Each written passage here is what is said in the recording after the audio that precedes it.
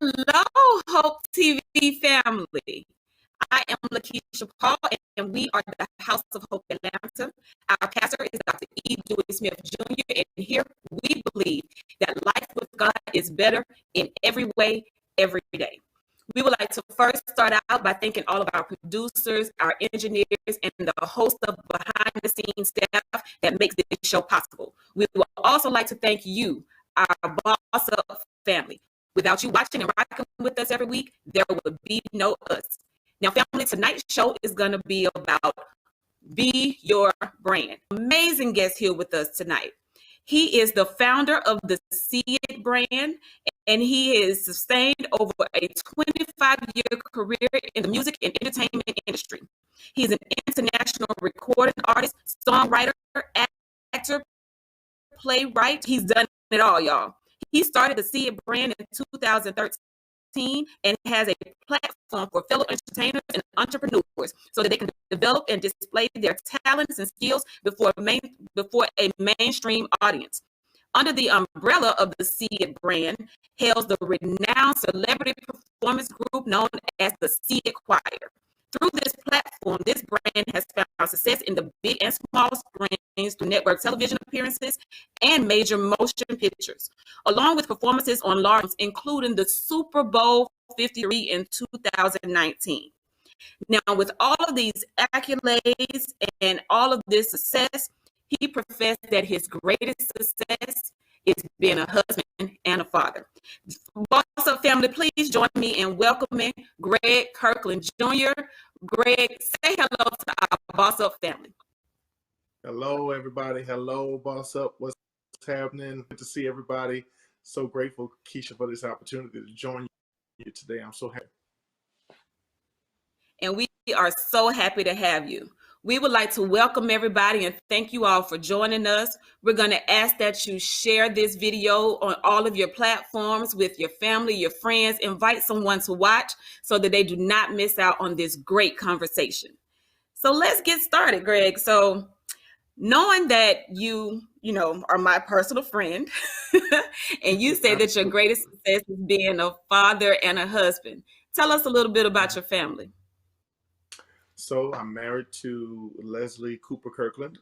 She is the founder of an amazing brand called The Bonus Club, which is geared toward blended families and blended environments and being healthy in coming together. It was established as Leslie is actually I'm remarried.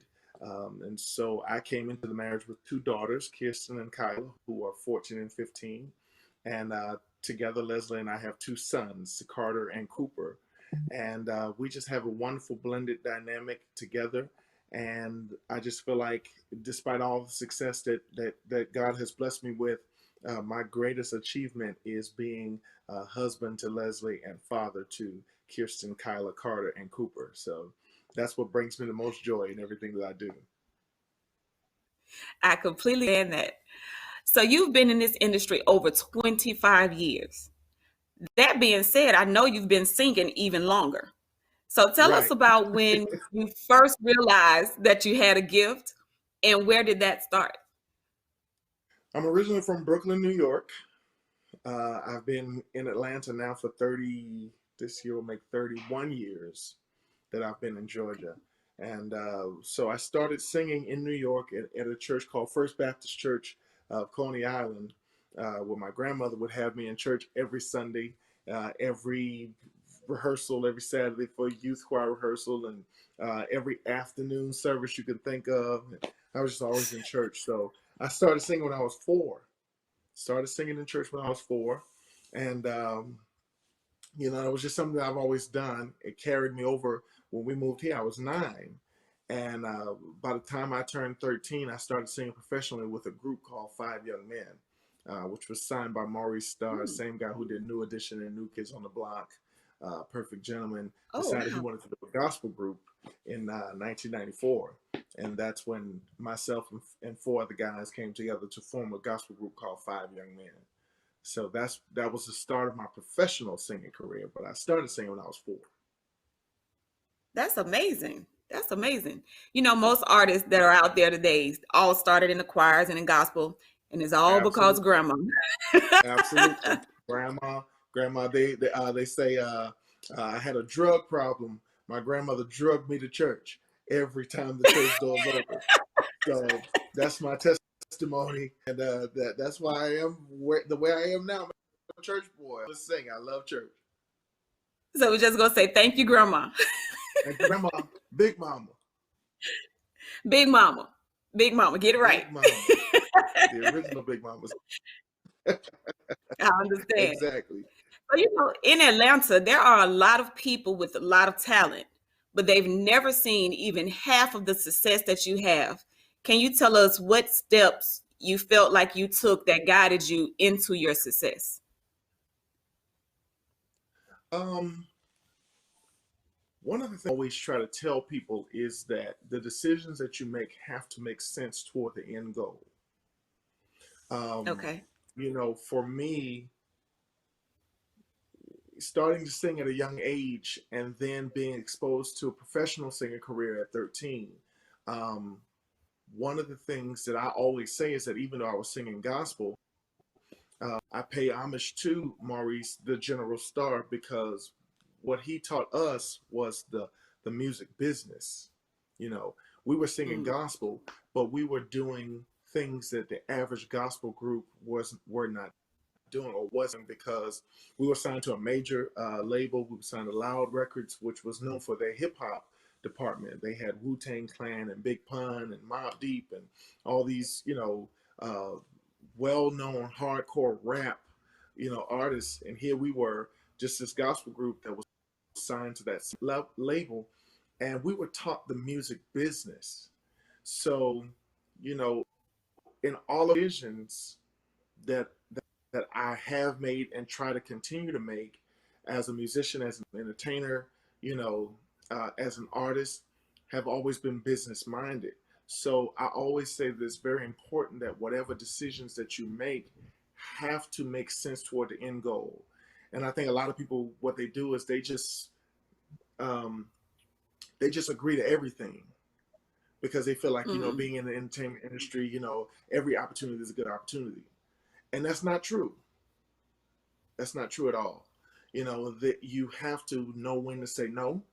You have to know what's not for you. That doesn't my brand. You know, and so right. because it doesn't fit my brand, that's just not the right avenue for me. So I might I've learned um, pass opportunities on to other people who could benefit from certain opportunities, because I knew that it wasn't right for me or my brand, but I knew that it could be a blessing to somebody else. So, if I could say anything to answer that question, it would just be that I've tried to always make decisions that made sense toward the end goal. You know, That is amazing. That is amazing. Somebody need to put that in the comments. Make decisions that make sense towards your end goals. That is amazing. And speaking of things not fitting your brand is the See It brand. How did right. you come up with that name? How were you inspired to even start that? Well, see, it is something that I've always said as a teacher of music. Or even not just a teacher of music, but just in moments where I might be before people and I might be trying to explain something or trying to get them to understand something. One of the things I would always say is, see it. After I would teach a part or after I would give a point, I would say, see it. You know, and it started catching on with my choirs, with my groups, with the audiences and things like that, to where before I could say it, they would say it to me. Um, and and in 2013, I sat down with a wonderful woman. Her name is Deanna Hobbs. She's from Buffalo, New York. Has an empowerment movement, empowering women movement, and it's very big, very well known. Um, and she and I had the opportunity. She was here. She was here to do an interview on television, and she's a family friend. So I agreed to kind of show her around and chauffeur her around to get her where she needs to go.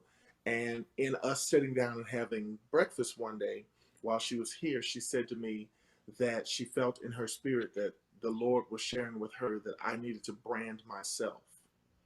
And she was saying that, you know, you've spent so much time building the brands of other people, building the brands of other, you know, moguls and things of that sort, pastors and business people. And she said, it's time for you to brand yourself. And when she said that, the only thing I heard was see it. That's the only thing I could hear. And so I literally just started using my social media platform and hashtagging see it. So Okay. anything I would post, I would hashtag see it, you know, and it caught on, and everybody just began to love the movement and love where it was going. And that was the start of the See It brand. I knew that it was something that I wanted to offer to people who were also dreaming or trying to be entrepreneurs and things of that sort, who just didn't know how to get started. And so I started the See It brand to help motivate people to get started on their own brands and their own, you know, entrepreneurship and things. That's amazing. Thank you. Take something that you've been saying and doing almost all of your life and flip it and brand it. That's awesome. That's all. And That's it. that's what tonight's show is about. Brand Wow. yourself. Absolutely. Be your brand. Absolutely. Wow. All right. So Wow. as you were branding yourself, what were some of the major challenges you faced and how did you overcome them? Um, I think that it's a daily struggle. First of all, I mean, the struggle of being an entrepreneur alone is not even half the battle. It's three-fourths the battle. You know, it's 75, 85, 95% of the battle is being an entrepreneur, because especially when you're a startup, you're doing everything on your own. Everything, you know, anything that needs to be done, if you don't do it, get done, you know. Um, Exactly. and so that was the struggle most. Getting started was just one, getting it off the ground, doing it on my own, and then even beyond that, dealing with the struggles within myself of um, learning that that in order to be a success, you have to be okay with selling yourself. Like you saying that the trick for the night is be your own brand. You have to literally be your own brand.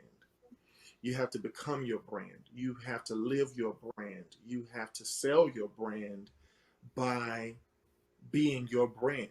So, you know, to use as an example, that's something that Leslie struggled with. And for a long time, she was known as No IG Leslie because she would not get on Instagram. Um, and the funny thing was, the night that I asked her to marry me, um, the whole picture that we created an Instagram cutout, and I kneeled down on one knee behind the Instagram cutout, and I asked her to marry me. And when she accepted the ring, when you took a picture of her, it was a picture of an IG post, and that was literally her first Instagram post. Well, the reason why she was shy away from Instagram is because what she knew about Instagram was a bunch of selfies, and there was a bunch of, you know, look at me, look at what I'm eating, look at what I'm doing, look at what I'm, you know. And then she went from No IG Leslie to I Am the Bonus Club, because then she began branding herself.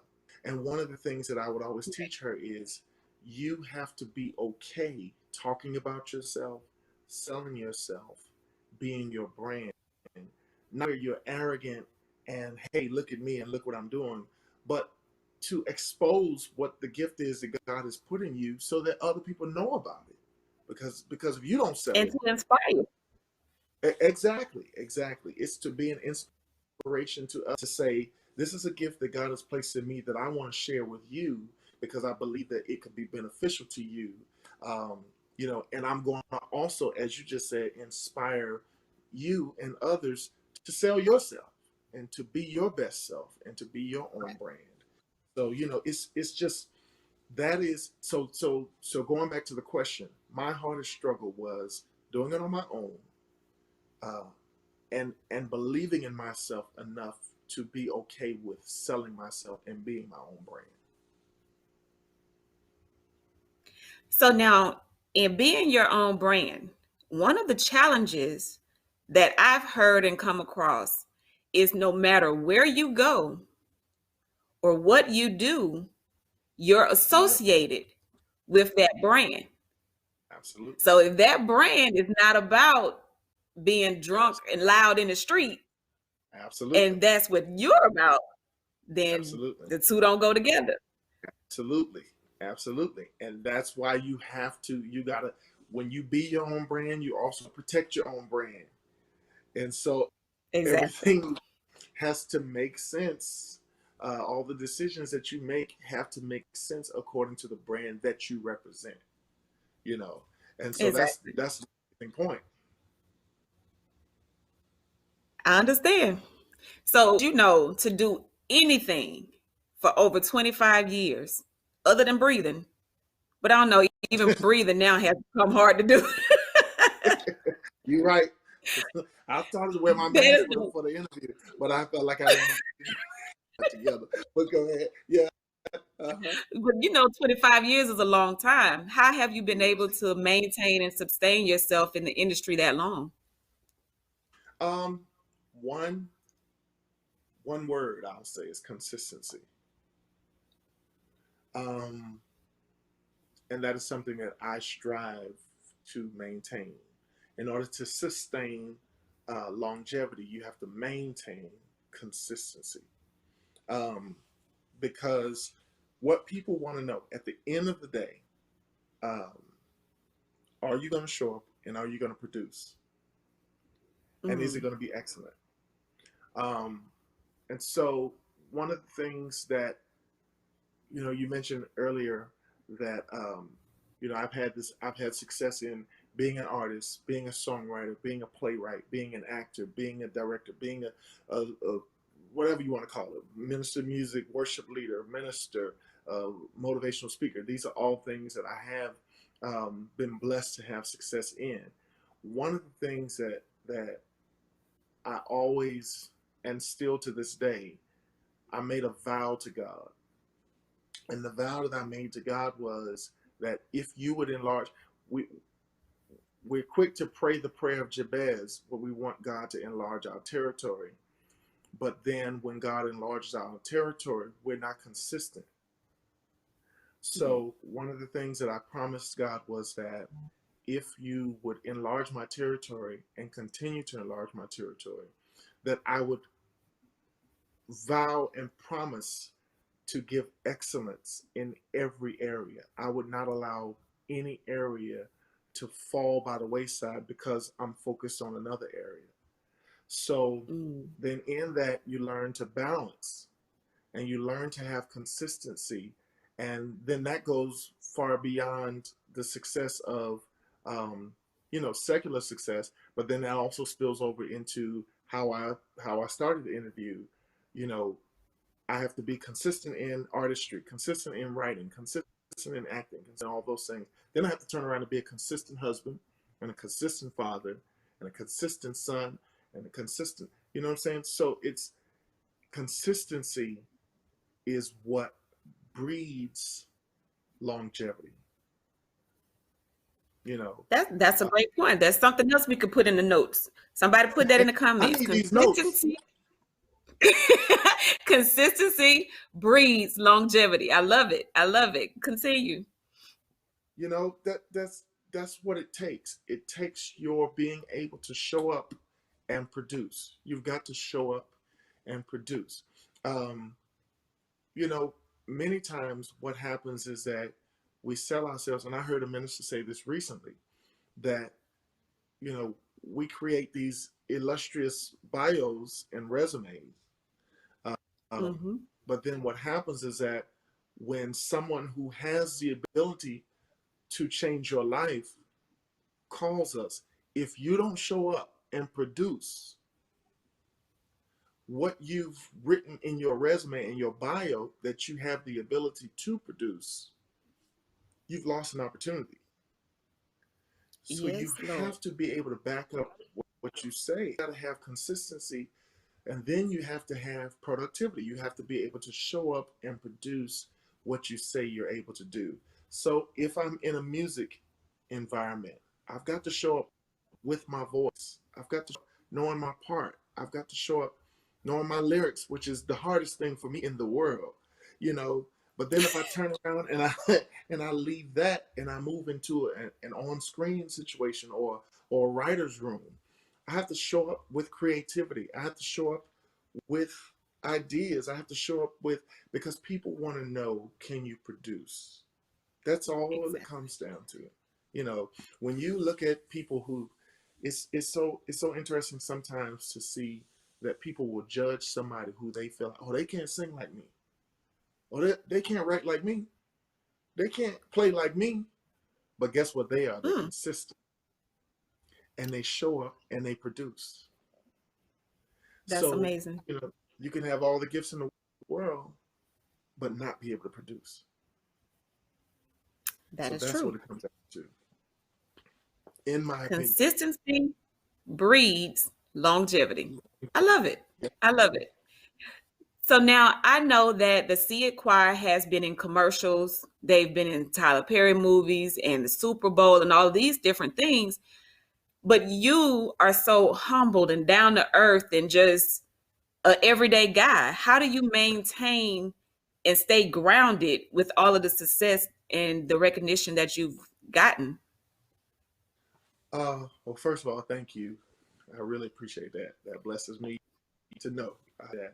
Um, One of the things that I always try to tell people is that I can say it about me, is that I love God for real. You know, I love Him Yep. for real. You know, it's not something that I just keep in my back pocket to pull out when it works. You know, I Mm. love God for real, and so because I love God for real, um, I recognize that there's nothing that I have been blessed with that I got on my own. Mm. I recognize that there's nothing that I that that I'm blessed to be able to do that I can do on my own. Um, and so because of that, you know, there have been moments where I have been puffed up and stepped out to do something on my own because I felt like I was talented enough to do it. Mm. And the worst and the loneliest place to be is out on a limb without God. All right now.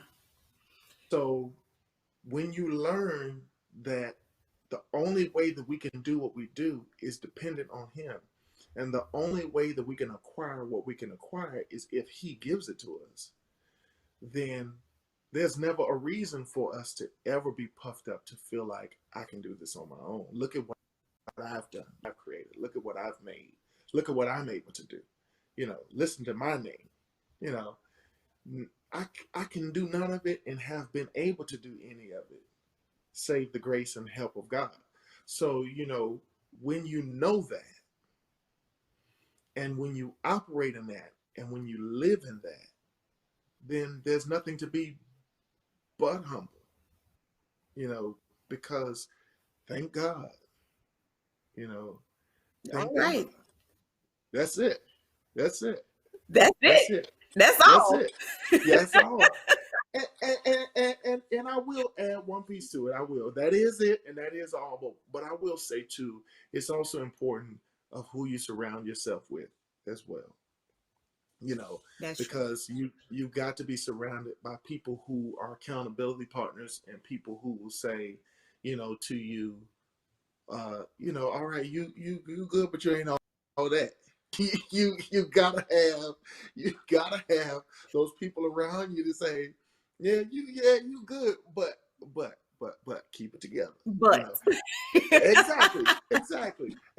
And I have a great support system around me that don't just support what I do, but they support um, the vision, and um, they just support my character and my integrity. They support that. So because they support that, then I make it a point not to let them down, ever being any more than what I feel I have the right to be, because if it had not been for God, and if it isn't for God, you know, we would fail at everything. That is amazing. Boss Up family, if you are just joining us, we have Greg Kirkland Jr. of the See It brand here with us, and he is dropping some major knowledge on us right now. So if you're just joining us, share. Look in the comments and see what he said thus far. It's just been amazing. One thing that's really sticking out to me is consistency breeds longevity. That's just Yes, amazing. It's amazing. So, as we continue our interview, I just want to know, have you ever had any experiences of like weird encounters where people have started to recognize you and your brand? Any crazy fans out there? um, uh, I have had some interesting experiences where people have publicly expressed their interest in me and love and adoration for me before large crowds of people. I have had moments like that. Um, I have had moments where where I might be out enjoying myself, you know, and I might not have orange juice, and I might not have sweet tea, and I might not have, there have been moments when I have been out and I have had a little communion, and I've walked up and have recognized the brand that I've had to, be mindful of it. Um, uh, but for the most part, what I will say is that people do appreciate, the human side of things. They do allow you to be human, and I feel like when you're cordial and when you are inviting and approachable, then even when people come to you, and sometimes it can be a little off the wall. It really can. It really, really can. I was in family and I were in. We were eating breakfast at Flying Biscuit. It's funny that you brought this up because I didn't think about this until right now. But we were in Flying Biscuit, and I don't know. It was right after Medea's family funeral came out, and I don't know if the people at the table may have recognized me from that, or may have. I don't know. I don't know. It could have been. Sometimes, here's what's funny: when people come to me and say, "Don't you sing?" Then I have to remember what church they might have seen me at, because I've been in every church on the corner of Atlanta. But I don't know where these people may have recognized me. But here's what was funny about them: they tried to take a picture of me on the sneak. So it wasn't awkward, but it was interesting because I had never been really faced with that part of it. Because most of the time, people just come up and introduce themselves and just say, Right. they're blessed by the music. But this particular table, it was family, and they were trying to motion that phone, and I didn't see him. My mom did. My mom said, "Them people over there trying to take a picture of you." And I'm like, "Nah, I don't believe it." And then I kind of looked out my periphery and I saw them kind of getting the phone and act like they were still doing what they was doing and snap the picture, whatever. So that for me was, I was flattered, So there are some moments where it gets a little interesting. My daughters feel like we can't go anywhere, because between church and performances and TV and film and stuff like that, it's whether we're in the mall or whether we're in a restaurant, typically, or whether we're at their school. I'll go to their school for like a football game or something while they're cheering, and somebody wants to come by and they be like, "Greg!"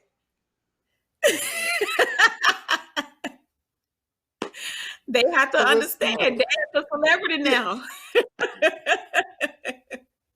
I'm just like, "Hey, praise the Lord. Thank you, Jesus. Thank you, Lord." So in all of your work and everything that you've done, I understand that networking plays a big part in branding. Can you tell us what important role that has played with you? Sure. It's played an amazing role because that kind of goes back to also the point that I was making about being consistent and being able to show up and produce. But Okay. what I will say is that a lot of the work, I always say this: work begets work. Right. So, people want to utilize a person that other people want. People want to utilize the service of someone or something that other people trust. So even when I branded the Seed Choir, our catchphrase is hire who the professionals trust. Hmm. Um, because networks talk, representatives talk, casting directors talk, A&Rs talk, label Exactly. representatives talk. So um, it's always good to show up and produce, to be professional, to be cordial, to be approachable, because work begets work. As you're working on one project, typically what will happen is if you show up and produce with excellence, then another project typically it tends to stem from that project that you're doing. And also being okay with talking about what you do.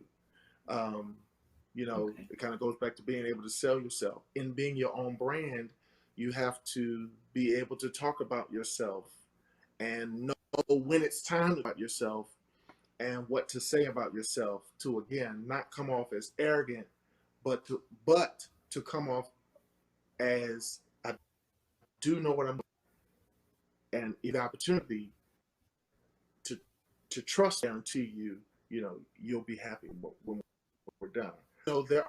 There are moments. I was at a restaurant one day, my wife and I, my family, and we were talking, and I could hear the conversation that was going on next to me. Um, and I stayed, engaged in the conversation that we were having as a family, but I could also hear the conversation that was going on next to me, to the point that it intrigued me to say, when they get up, I'm going to introduce myself to them. And so when they got up, I did. I said, respectfully, I don't want you to think I was eavesdropping, but I couldn't help but overhear, some of the things that you discussed. I just wanted to introduce myself. My name is Greg Kirkland. I have a brand called the See It brand, and inside of that is a performance choir called the See It Choir. And we've done film, we've done television. Well, as it turns out, the people that were sitting at the table, the conversation that they were having, they were represented. There was a rep from the Grammys there. There was a rep from the um, what do you call it? I don't think it was SAG, but it was something else. In other words, they were very well, People you needed to know. exactly. You see what I'm saying? And so in that moment, that was a networking moment that I had to seize, because had they walked out of the room, then and we were able to exchange information, and we emailed one another. We kept so it is important that in order to be your own brand, you also have to be able to sell your own brand and know when it's time to do that. That's very important. That is very important. I agree. With all that you've done, and we know that 2020 was a rough year. Mhm. How did 2020 and COVID-19 affect you, your brand? Did it slow you down any? Were there less opportunities? What happened? Well, yeah, it did slightly. It did slightly only because of the fact that the major entity right now of the See It brand, and we are working on something else, but the major entity of the See It brand is the See It Choir. And of course, with Okay. 2020, you couldn't have large gatherings, you couldn't have large groups, you couldn't have choirs, because they were saying that the spread of COVID, was increased as you sing and as you gather. So we had to eliminate that aspect of uh, performances, because nobody was able to perform. The music industry literally shut down in 2020. Um, Mm, what I was able to do, you know, early on when I saw what was happening, I immediately incorporated the virtual aspect of what we do. So I immediately okay. put a system into place, um, where I, I, I created a system to where I was able to send that out to all of our choir members. And whenever a client still wanted us to come, or if there was an event that we would typically do annually, things like that. So what we did was, instead of being able to perform physically, we would just put together virtual videos of us singing, and you know, and send that to the client, and then the client was able to take that and use that for their event. That might have been virtual as well. So thankfully, God will give you a strategy, you know, if you stay open to Him, because one thing that you can't avoid is change. I mean, things must change, and in life, you know, you're going to be hit with obstacles. So what do you do? You know, what do you do as a brand? If that's all you have to depend on is your brand to, you know, provide for your household, you got to be strategic, and you got to, when it's time to pivot, when it's time to say, okay, what can we do, you know, to stay relevant in this time. So, you know, from a performance standpoint, COVID did hit us hard in 2020, but from a relevancy, is that a word? Close enough. To remain relevant, we incorporated the virtual aspect of what we do, and it really, really has still continued to be a blessing to us as a brand. So, you know, I'm thankful for that we were able to kind of keep moving that way. Greg, as much as I am enjoying this conversation, we are out of time. Oh, I'm so sorry. It's okay. I get it. Thank you. It does. Thank you so much for joining us. You have been a great guest, and we would love to have you back if you're available. Absolutely. Thank you, Boss Up family, so much for joining us and for watching. Until next time, just remember, our senior pastor always say, if you be good to God, God will be good to you. Have a great weekend, everybody. All right.